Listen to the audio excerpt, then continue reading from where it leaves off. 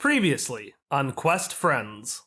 Key must be really on edge after everything that's happened in Charmande. They really need to show that they're powerful, and that is dangerous. If you can get on that boat, you can find the professor. Well then, I don't like boats. Well, it's really more of an airship. A boat is kind of just a general term. Worse. Khaki pants or whatever in his... Can I use the GM flavor? That the reason you don't wear it normally is that there's a little tag on the side that says "Cool kids come from Key." No, why would I have that? Is that... Because it's like something you just got on your adventures. You just like picked it up. Contraband! Contraband detected! Contraband! Dozens of books! Young adult books! The worst contraband! No. Hopper groans out loud, just like, ugh! You realize, oh, all books are outlawed here. In place of books, you can purchase your key-approved brick by any approved vendor, such as Penny in Pocket.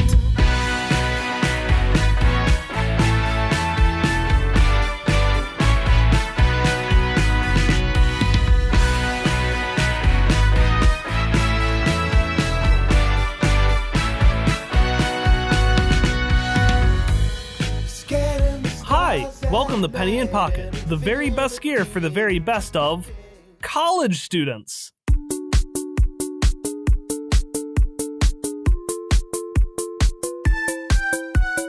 For the first time since you've known of it, Penny in Pocket is bustling, and these boys cannot handle it. When you first enter, Hamish briefly waves before disappearing underneath a cavernous crowd of patrons and reappearing on the other side of the store. The light from Ignatius's workstation is dimmed by rows upon rows of prodigious-based merchandise, most of which are just common objects with the University of Key logo stamped onto them. And while this tense guest seemed to be giving Tattertop a wide berth, he's still flanked on all sides by towering walls of every type of brick imaginable. Sandstone, marble, pumice, all highly overpriced, but claiming to provide the highest of education. And then after a few seconds, just out of the crowd, you see Hamish's like vested body pop up, and he says, "Hi,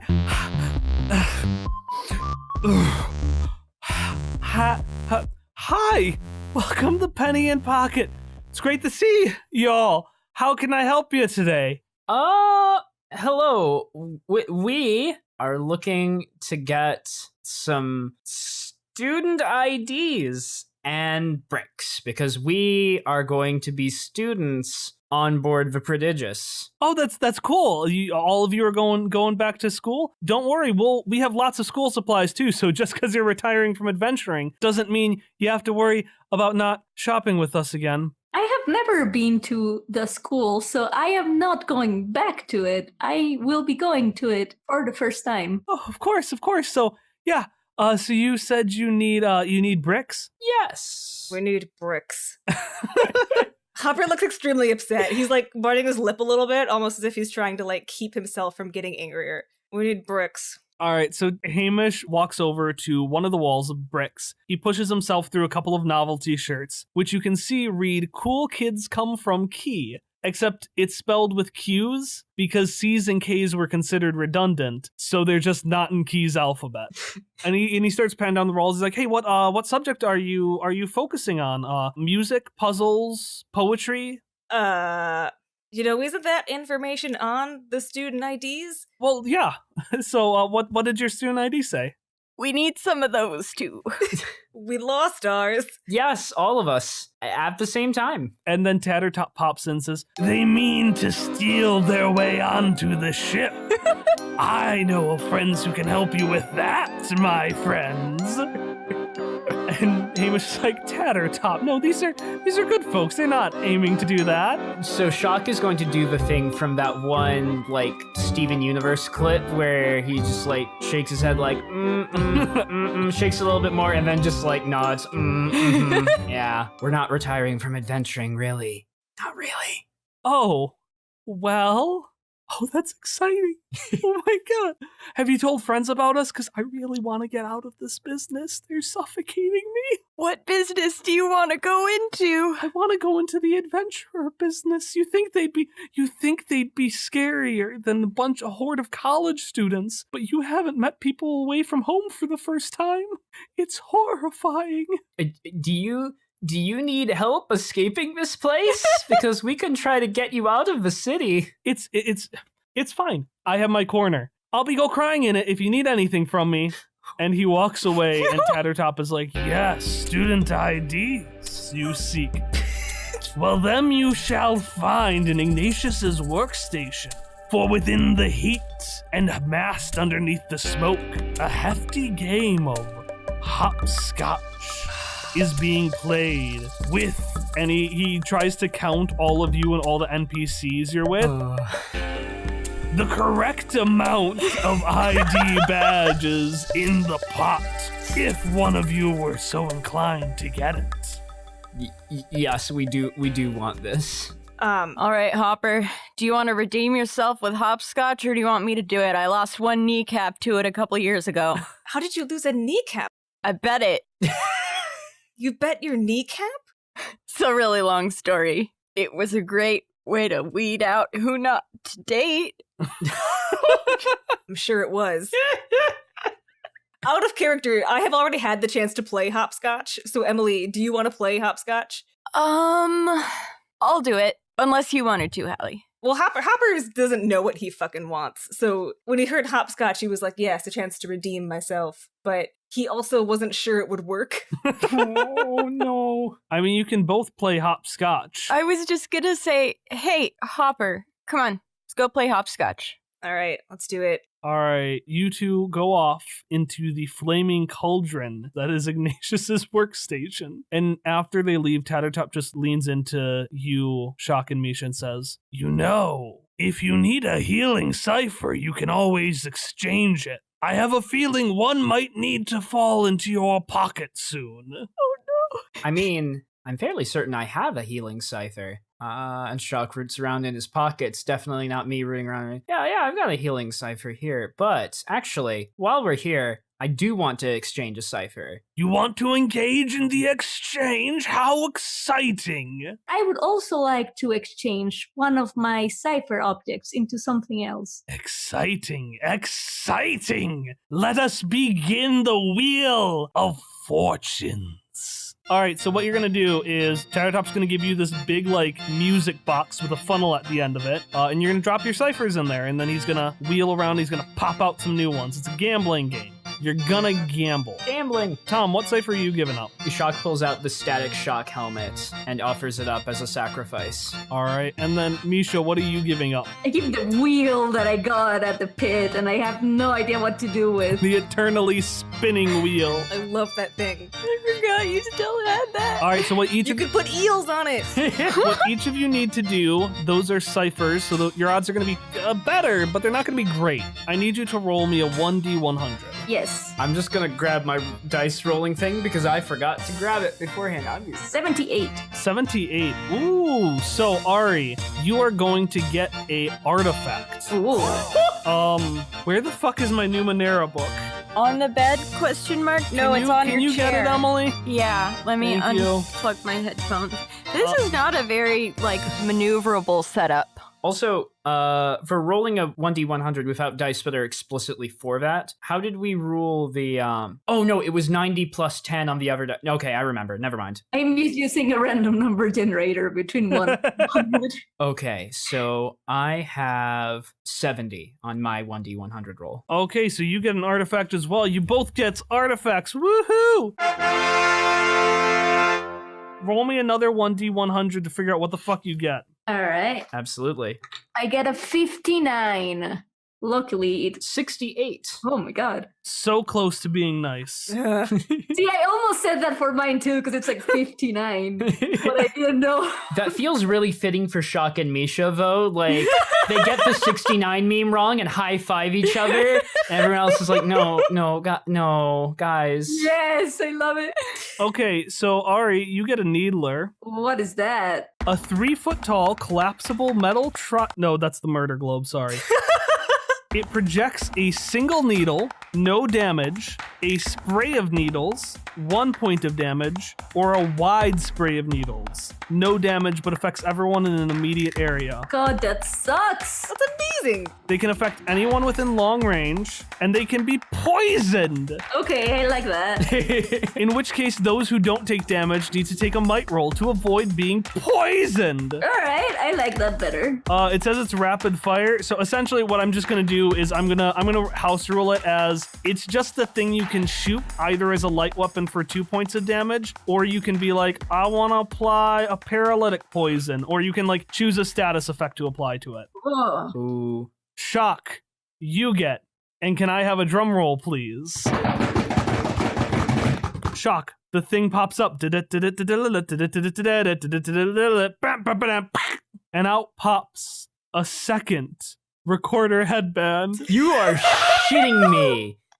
You got a second one? No. Put it on top of No. No. And Tattertop just looks at you and says, no take backsies now. Wait, no, I could roll again, right? I could roll again. Nope. No. You can exchange the artifact for 1 XP if you would rather just take the experience point. No, I don't fucking want another XP. I burned all of my XP for this bullshit. Can I at least exchange it for an item? No. All right, let me. In character, Shock is just sort of perplexed. Just like, but I already have this. What do I do with 2? He like briefly tries to fit 1 over each eye because it has that like 1 screen that plops out over an eye. So he just has like 2 pieces of like red synth like covering over his eyes like Adam Jensen's sunglasses. And it's the most disorienting thing. Each eye is seeing the recording from the other eye. Nope. Nope. I do believe it looks very fashionable, Shock. I do not know much about fashion, but I think it looks good on you. Oh, well, thank you, Misha Jarvis. I'm not sure it will be a very practical use. It might be better if I give this to another member of the party, but I do appreciate that. And out of character, I'll just continue to fume in rage. Okay, so as Shock is almost vomiting, he's kind of like reeling and trying to stand straight again. Misha looks with concern. Misha, you turn over, you look with concern, but then you see the most perplexing thing. It's a cardboard stand covered in plastic and holding 24 kitschy toys inside of them. It kind of looks like, you know, the like collect 'em all toy things that they have at like Burger King and McDonald's? Yeah. It looks like that, and it says, the Prom de Plume Gift Giving Challenge. Collect all your friends. How does one collect all of these friends? And as you say that, almost to answer your question, down at a slot at the bottom right opens up, and this electronic device comes out. It's a bulky, kind of brick-like gray electronic with a handful of buttons, a faint screen, and a thin slot on the top. Essentially, it's a Game Boy, and you can see where it would say Game Boy, it says Wing Pal, sponsored by Jetco. No. And suddenly you hear Cubo say, Wing Pal, a device made by Jetco in an attempt to commodify and gamify relationships. Highly successful in educational institutions.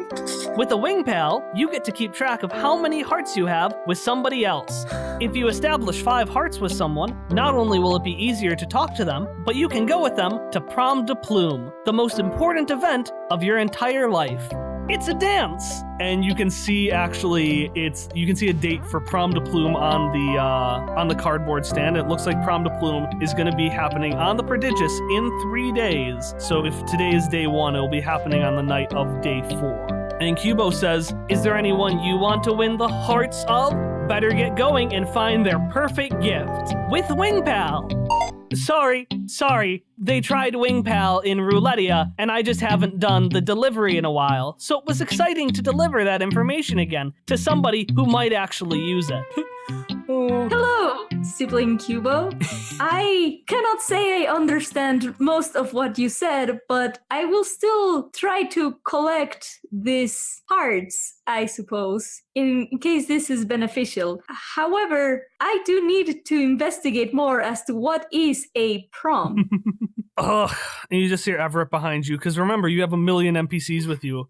It's just a silly dance. And people act like it's so important. And like, I don't know, you ask someone you love or whatever to like go to this dance, and then you're like with them forever or for, as long as you got. Huh. And then Jesse pipes in, yeah, and then you can also use that, like, if you get enough heart points with somebody, you could get voted to be on the proligarchy. It's like the oligarchy that rules Key, but they like rule the dance. It's a little unequal, but it's kind of cool because anyone can be it. Tell us more about this dance and this proligarchy. So you hear about prom kings and prom queens and how they rule the school. That is certainly interesting. Are humans not allowed to dance in this manner with people that they love? Do they have to do it only in this prom context? My apologies. All of this is very confusing to me. It's a lot of human customs I had not encountered before. You're considering to be part of the proligarchy? That's great! And suddenly you just realize Hamish has popped up behind you again. Oh, hello. Could you explain us more about what is a prom and what would you define as a person you love and why would you need to invite it to a dance? Poor Hamish! Well, it's just, I don't, and suddenly Hamish just gives a 1,000-yard stare as just like a romantic comedy starts to play in his brain, except it was his life one day. He eventually snaps out and he just says, well, you don't need to be part of the proligarchy in order to dance with somebody, but it is a point of high esteem, and there's a lot of exclusive things people can do if they become part of the proligarchy. And of course, prom isn't the most important thing in the world, but if you don't get all 5 hearts, then... And he just looks down and he looks really sad and he says, well, then you might not get his. I'm gonna go back into my corner now. Hamish, no.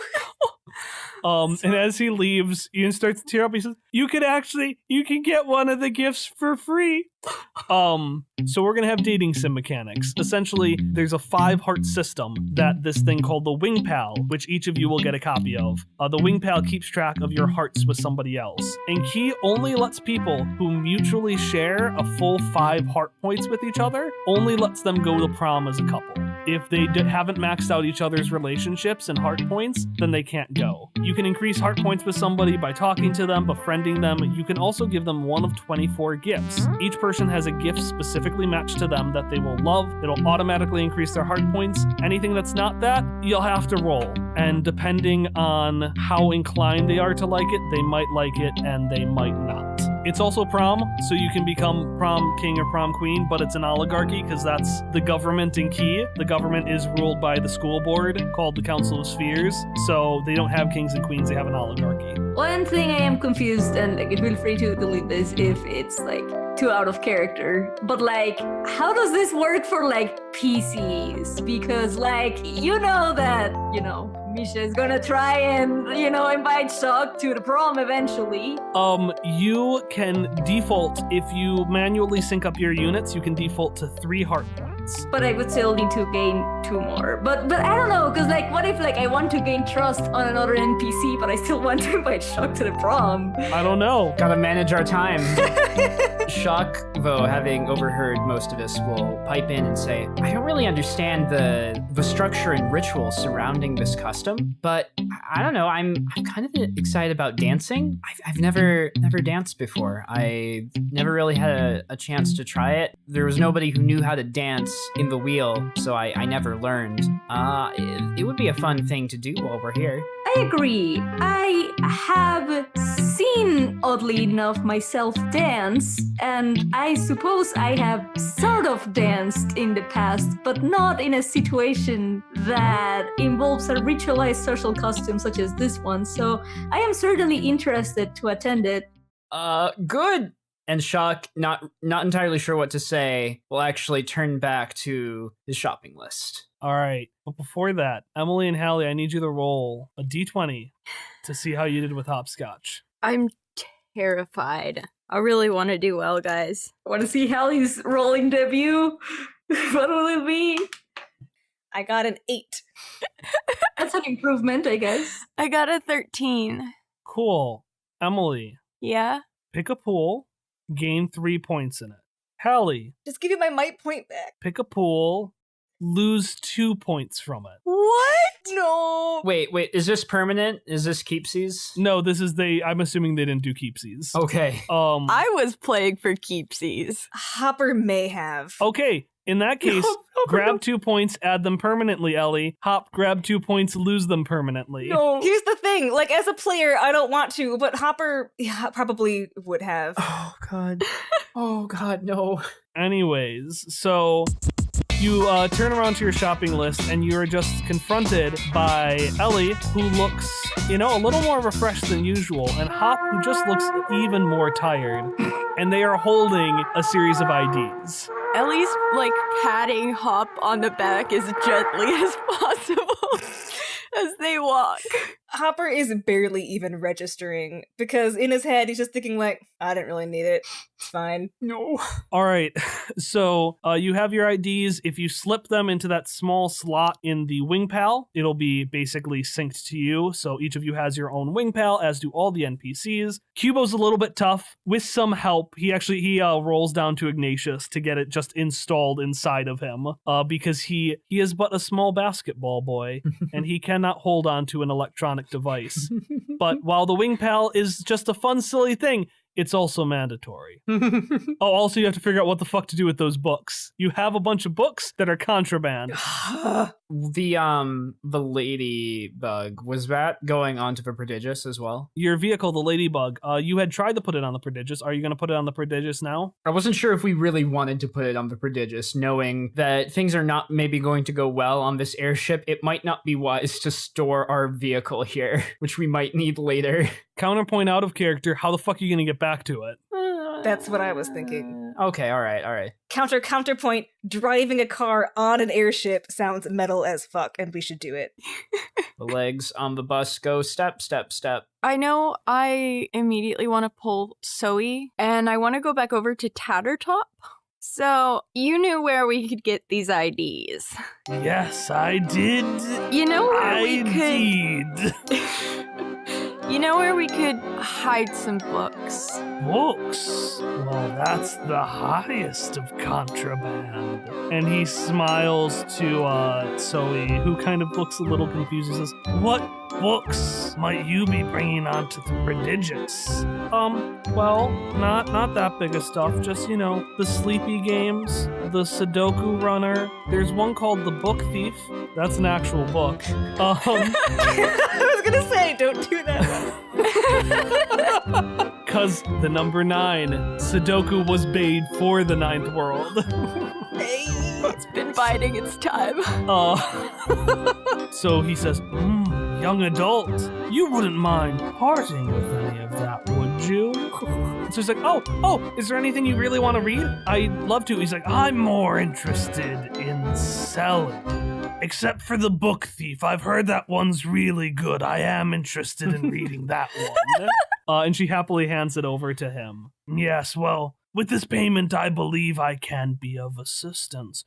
You've heard of my brother's library, have you not? Yeah, that one that he made a lot of coins for that never got bought. Exactly. My brother has the key to a magical library you can access from any place. And nobody wants it. Not a single soul. So, and he just sneaks out a key. I think if you use the back door, no one would notice. Doesn't Hopper have a library card for his phone? I absolutely do. But in my defense, it just is about taking books. Oh, that's true. And it has rules about how many books I can take per day. It doesn't say anything about being able to store them, but I was gonna ask. Yeah, if you had asked Hamish, he would have helped you out. But now that you asked Tattertop's gonna give you basically the back door key. But yeah, you can use at the store Zoe's immense library. I'm assuming we're gonna store any other books you have, like Shawcast or Arthur's Guide to the Numenera. Mm-hmm. Hop, are you gonna store your Atlas page there? Hopper? Oh no, Hopper is gonna store. Well, he has the book from Zoe. He's gonna store that. He's still reading that.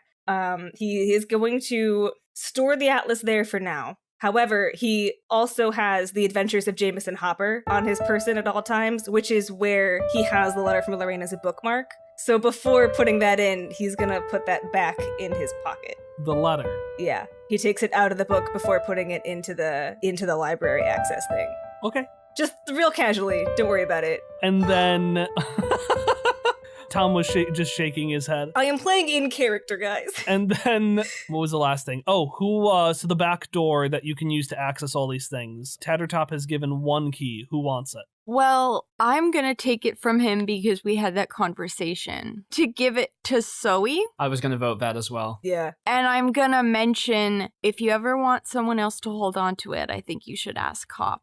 I genuinely thought you were going to say Shock. I was just very startled that Hopper was being trusted with a thing. Wow. Wow. Wow. What the fuck, Tom? Wow. No. I'm not saying that Shock wouldn't trust Hopper with a thing. I was just surprised other people were. Oh, that's so much better. I'm trying to give him a win here. Hopper doesn't want it. I mean, he does. He really wants it, but he's trying to convince himself he doesn't. So you've got your you've got your IDs, you've got your wing pals, you've got your back door, and you have Lorraine's letter in your pocket. And after a few more minutes of shopping, you have everything you need to board the Prodigious and start your next adventure.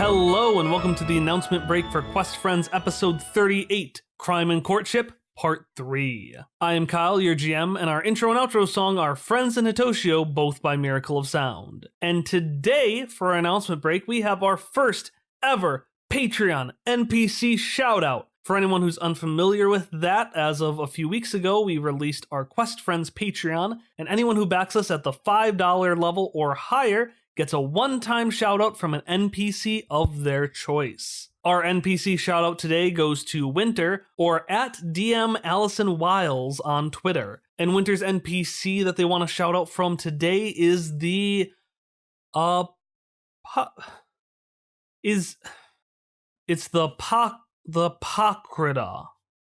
I don't think we can get the Apocryta to say anything.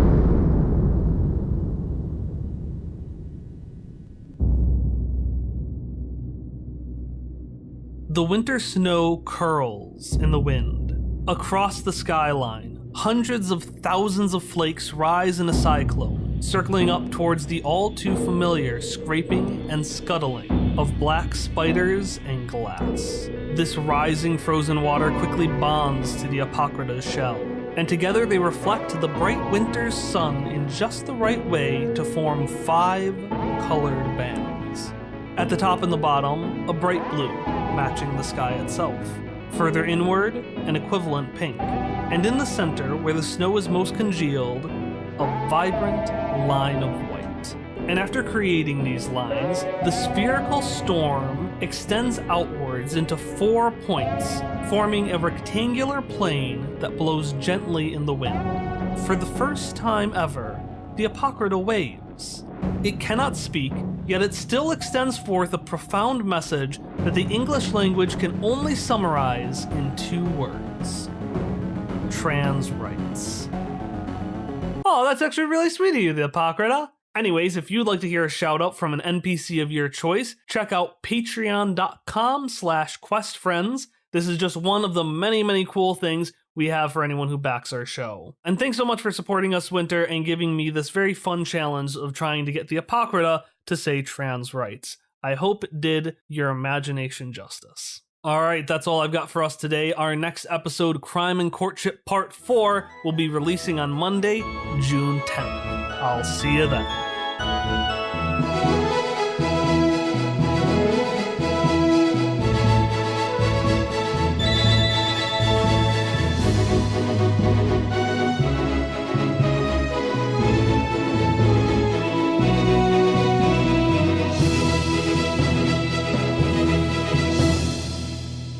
Welcome to the Prodigious. My name is Captain Jebediah Ishmael. I am the captain of this vessel. Can I call you Ishmael?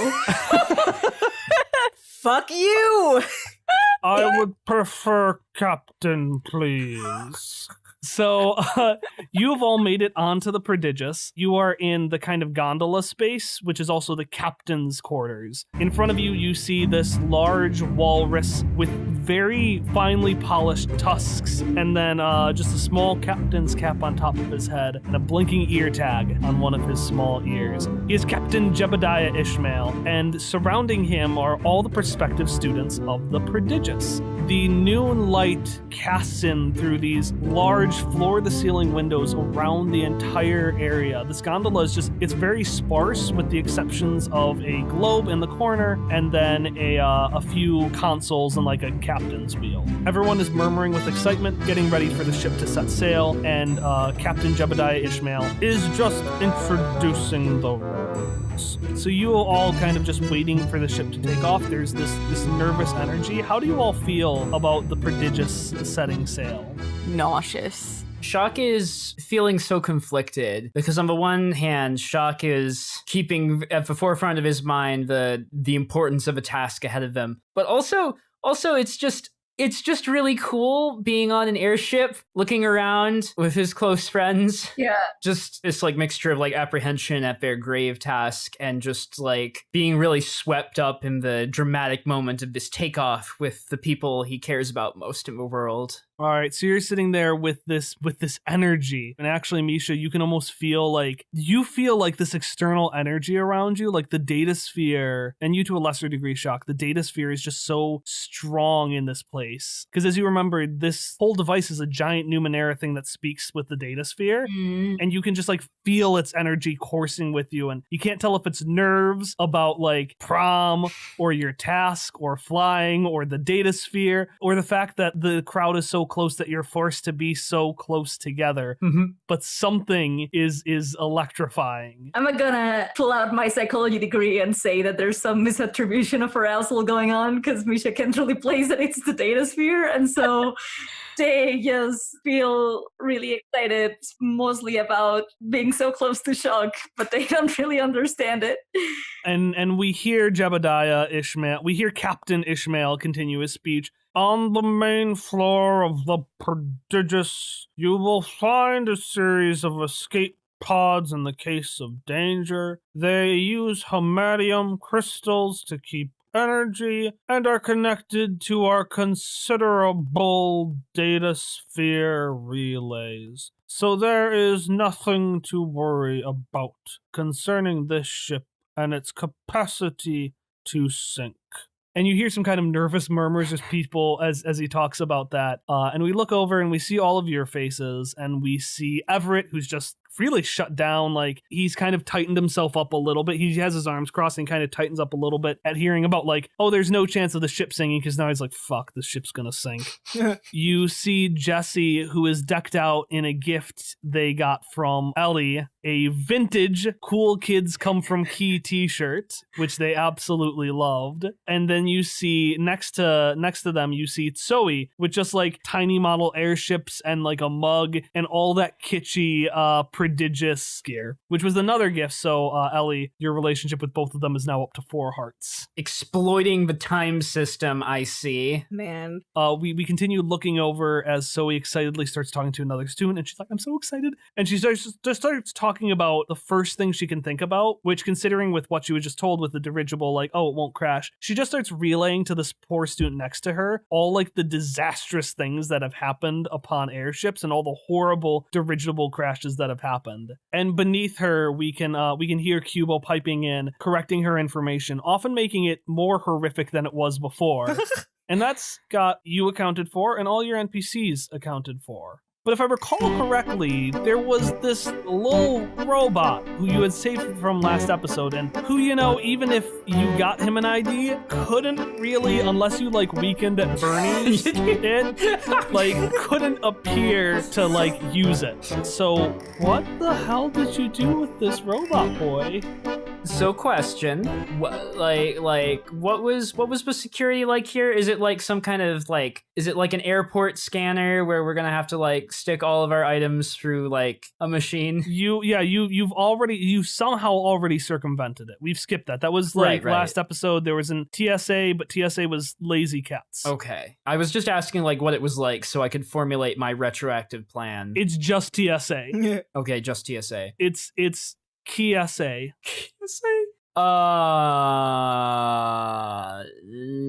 Okay, this is what my plan is. Do I own a backpack as well? I do have a pack of tools and spare parts. Perfect. Okay. So I'm going to, like, in the past, Shock gently placed this small robot child into the pack of tools, just, like, gently so that, like, tools weren't going to, like, scuff him or anything, and just piled more metal things on top of them, just, like, the spray metal, maybe some artifacts, just to, like, confuse everything. Then it was just, like, when it goes through the sensors, it's like, oh, yeah, that's full of just repair equipment and also canisters of spray flesh and spray metal. Perfectly normal school supplies needed for my classes in checks notes. Now, if you'll excuse me, and you just hear the pain of, like, Shock as he tries to lift up this bag, but he literally does not have the might to do it well. Just like, I'm gonna continue on my way. This is a normal thing to do with school bags anyway. That's honestly the most convincing part of the whole act. So are you just me in high school with, like, this giant turtle backpack that you have to, like, lean down on to... I have at times put too many books in my backpack. Yeah, did you all buy any bricks, by the way, for school? Absolutely not. No. I didn't spend the money on it. Was it on the list? Was it on the list? I genuinely didn't see it. All right, so we see the view, we see this electric energy, we see Misha misattributing their arousal, we see Jesse excited, Everett pouting, Hop and Ellie there. Ellie's like a cat. Like when they grab on with their claws, her hands and feet are just digging into the floor. Hopper feels absolutely nothing right now, so he's just staring off into the distance as we take off. He's just inside. He's just there. And so we see Ellie kind of just perched, like leaning on the edge, trying to make herself as small as possible. And so he pops up, Mom, isn't this so exciting? It's gonna be so cool. And you can see that she's kind of just like perched, leaning over one of the consoles, looking out at kind of the pier. You haven't moved at all, but she's just still and getting ready. It's great. It's an airboat. And she's like, yeah, it's an airboat. It's so high and it's just so exciting. And as she says that, she puts her hands together and she shoots them out to the side. And she like whacks into this globe that's on runners. Oh no. And it just kind of spins around. It's like, oops. And then you hear, oops? What the fuck you mean, oops? You smacked me right up the head, you little brat. And as the globe continues to move, you can see two of the continents, the fault lines have furrowed down like angry brows. And you see that it has this like one arm with a glove on it connected to the globe that's just gesturing furiously. You hit me on the head, you piece of shit! Do not call my daughter a piece of shit. You piece of shit. Now, whatever, Granny. At least I know what I am and I embrace it. I'm gonna pull Zoe by the hand away and like glare at it and then go back to my digging into the floor. As he leaves, he's like, yeah, get the fuck out of here, you piece of shit. I don't need anything of you. Screw you! Now, fuck off. You know what? I drive this fucking ship. You watch your tongue or I'll drive you straight to goddamn hell. Ellie shuts up. And as you walk by, you hear Kubo say, who was that, Ellie Badge? I don't... I think I'm gonna puke. And so he says, I don't think we got his name. Oh no, how rude of us. No, Zoe, he was rude. He was rude. No, we never you got were his- very polite. You did good. No, we never got his name. That's so rude. should I go back and ask it? I wouldn't go back and ask it. And then suddenly we just see the globe with like its arm kind of like globes don't have hips, but it's like fist is closed on its hip and it's like it's on one of the runners and it's just next to you now.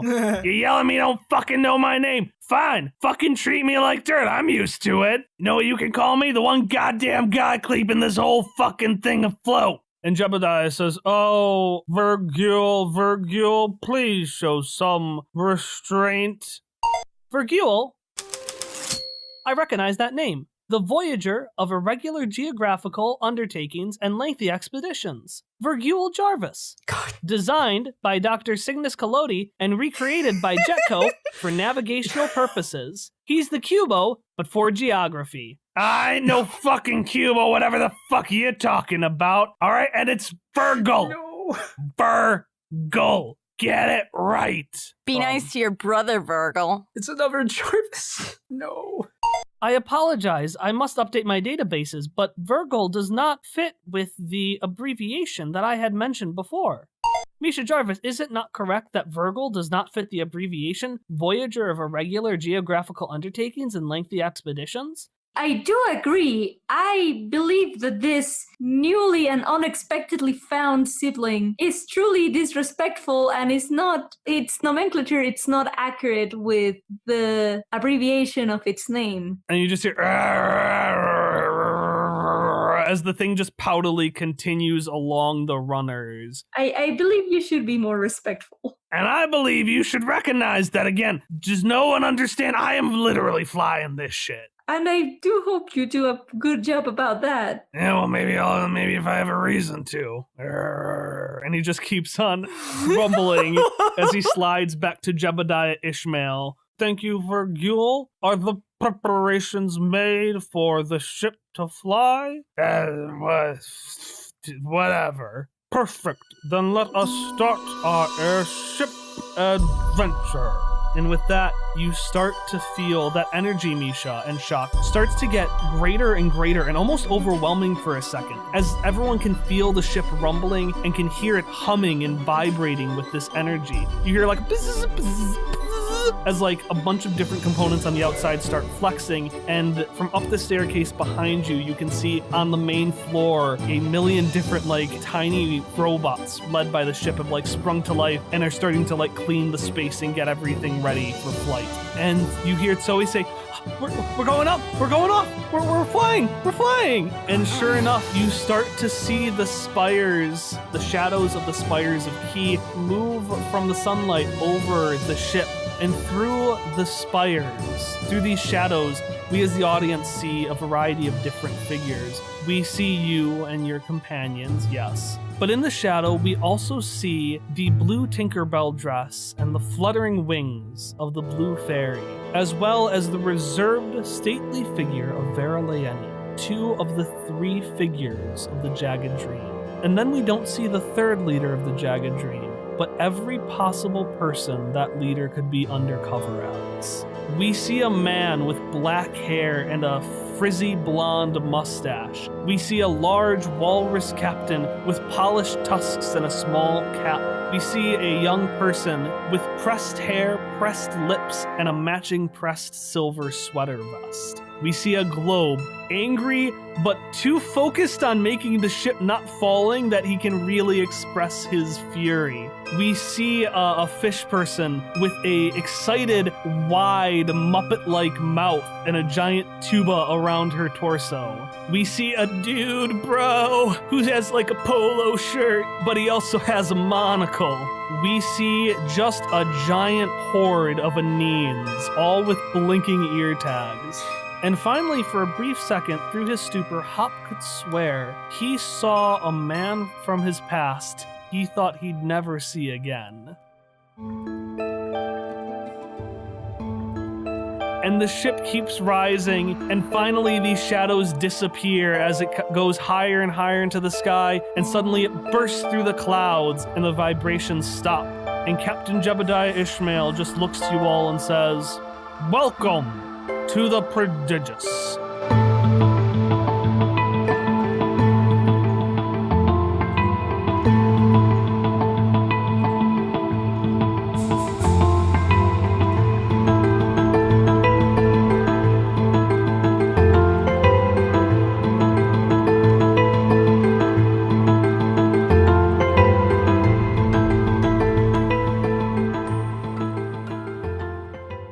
What was your flex skill, by the way? Grappling hooks, because I don't know how to choose good flex skills. What I love is that you can't even buy a grappling hook. I know, and I thought of being like, Kyle, you should put a grappling hook in the shop list. And I was like, no, that's just cheating at that point. Just build a grappling hook. Just attach a sharp, pointy thing onto one of the ropes from like our explorer packs or something. I'm looking into it. It's fine. I mean, I just wanted to mention Shock dramatically, like, just sweeping spray metal and spray flesh into his arms, like you briefly hear a flashback to Hamish being like, "Oh, so you're retiring from being adventures," and then Shock just stares at the healing items shelf and just.